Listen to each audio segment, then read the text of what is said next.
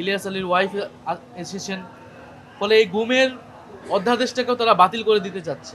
এবং এইটা কিন্তু শুধু বিএনপির উপর না, আমাদের যে নিরাপত্তা বাহিনী যাদের বিরুদ্ধে এলিগেশন ছিল, বাংলাদেশ সেনাবাহিনী সহ ডিজিএফআই সহ তাদের উপর যে এলিগেশনটা ছিল মানুষকে গুম করার, মানবাধিকার হরণ করার, এই অধ্যাদেশগুলো বাতিল যদি আইনে পরিণত না হয় তাহলে কিন্তু তাদের যে কলঙ্ক সেই কলঙ্ক দূর হবে না। এবং অনেক ক্ষেত্রে ধারণা করা হবে যে বিএনপি তাদের কথায় এই কাজগুলো করছে কিনা। একইভাবে বিচারপতি নিয়োগেও তারা বিচার বিভাগের যে স্বাধীনতা সেই স্বাধীনতাকে তারা ক্ষুণ্ণ করছে।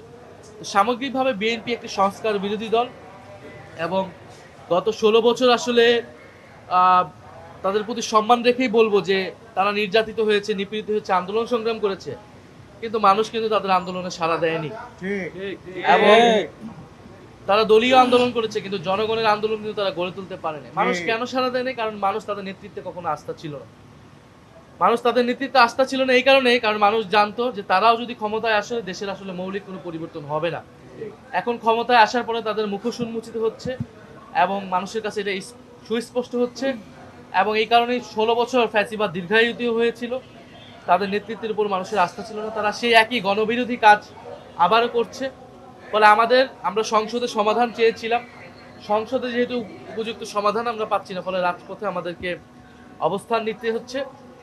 আমরা এখনো আশা করব যাতে সংসদে এর উপযুক্ত পরিবেশ অধিকার তৈরি করা হয়, সংবিধান সংস্কার পরিষদ তৈরি করা হয় এবং অধ্যাদেশগুলোকে আইনে পরিণত করা হয়। আমরা চাই না দেশের সামনের বিএনপি বা সরকার যেটা বুঝতেছে না যে সামনে যে অর্থনৈতিক মন্দা আসতেছে, সেই জায়গায় সরকারের উপর যদি ন্যূনতম আস্থা জনগণের না থাকে, বিরোধী দলগুলো না থাকে, এই সরকার এই বিএনপি সরকার পরিচালনা করতে পারবে না। কারণ সামনে ব্যাপক অর্থনৈতিক টালমাটাল পরিস্থিতি বাংলাদেশের জন্য আসতেছে, আন্তর্জাতিকভাবে যুদ্ধ পরিস্থিতি চলতেছে। সেই জায়গায় রাজনৈতিক দলগুলোর ঐক্য প্রয়োজন ছিল, জনগণ তাহলে একটা আস্থার জায়গা পেত।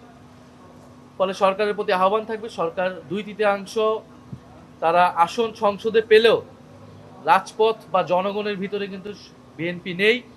আর বিএনপি ভোটের হিসেবেও কিন্তু বিএনপি ৭০% ভোটকে অগ্রাহ্য করে এই সিদ্ধান্তগুলো নিয়েছে। সামগ্রিকভাবে আমরা দেশের এই পরিস্থিতি নিয়ে আমরা খুবই উদ্বিগ্ন এবং আমরা মনে করি যে যারা অন্তর্বর্তী সরকারের দায়িত্বে ছিলেন, ডক্টর মোহাম্মদ ইউনূস সহ, এই যে আমাদের আইন উপদেষ্টা আসিফ নজরুল সহ যার যে সকল উপদেষ্টা ছিলেন গুরুত্বপূর্ণ ভূমিকা পালন করেছেন, তাদেরকে দায়িত্ব নিতে হবে। তারা তো এই অধ্যাদেশগুলো করেছিল, তো তারা কেন করেছিল, এখন যে বাতিল করা হচ্ছে, এগুলো নিয়ে তাদেরকে কথা বলতে হবে, ডক্টর মোহাম্মদ ইউনূসকে মুখ খুলতে হবে।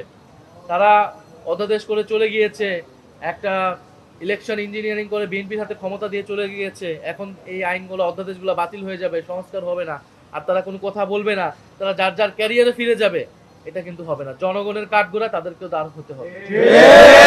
মানুষের রক্তের উপর দিয়ে আমরা তাদেরকে ক্ষমতা দিয়েছিলাম, তারা আমাদেরকে নিরাশ করেছে, কিন্তু যতটুকু অর্জন সেই সময় হয়েছে সেই অর্জন ধরে রাখার জন্য তাদেরকেও মাঠে নামতে হবে। ফলে ডক্টর মোহাম্মদ ইউনূসকেও আমি রাজপথে এই বিক্ষোভে নামার আহ্বান জানাচ্ছি, ডক্টর মোহাম্মদ ইউনূস সহ সকল উপদেষ্টা।